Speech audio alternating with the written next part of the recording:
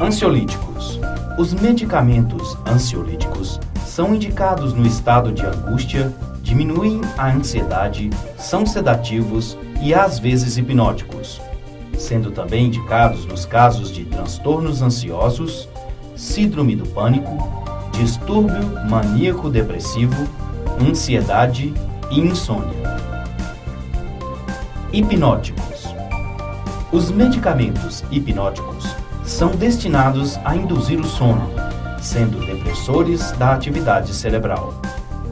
Essa sedação resulta de um efeito depressor central menos intenso, geralmente com sonolência.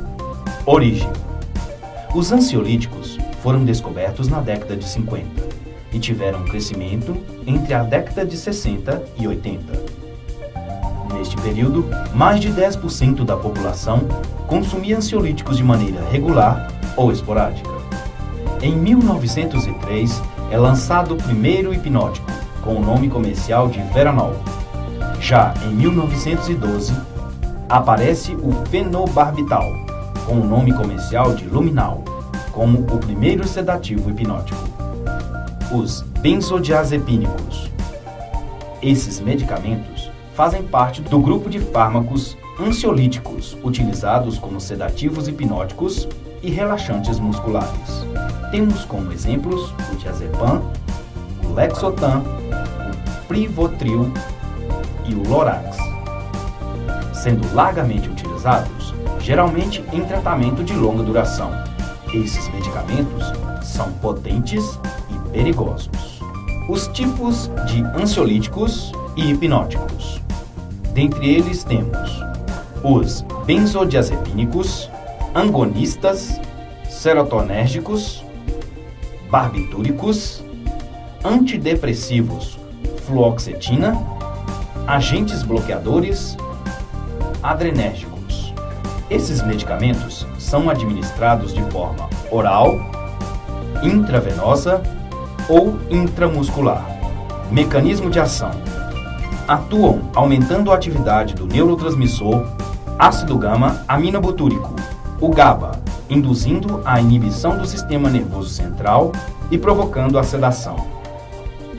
O GABA é um neurotransmissor com função inibitória capaz de atenuar as reações serotonérgicas responsáveis pela ansiedade, possuindo, portanto, ação depressora do sistema nervoso central, levando à diminuição do metabolismo cerebral, do consumo de oxigênio e do fluxo sanguíneo cerebral, com consequente diminuição da pressão intracraniana, sendo esses efeitos benéficos em determinadas situações clínicas.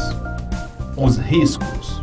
Essas substâncias são perigosas porque a dose que começa a intoxicar está muito próxima da que produz os efeitos terapêuticos desejáveis.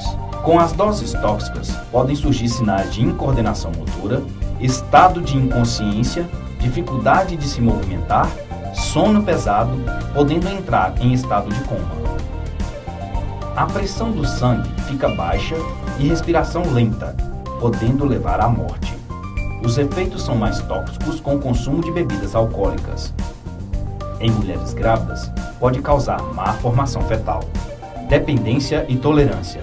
O clonazepam e o lorazepam são benzodiazepínicos mais facilmente associados à dependência. Quando a pessoa se torna dependente dos hipnóticos e deixa de tomá-los, passa a ter a síndrome de abstinência, cujos sintomas vão desde insônia, passando por irritação, agressividade, delírios, ansiedade, até convulsões generalizadas. A síndrome da abstinência. Quanto aos sintomas de abstinência dos benzodiazepínicos, o que observamos com frequência é o retorno dos sintomas psíquicos que promoveram sua indicação por ocasião de sua retirada. Tendência de consumo. O consumo no Brasil.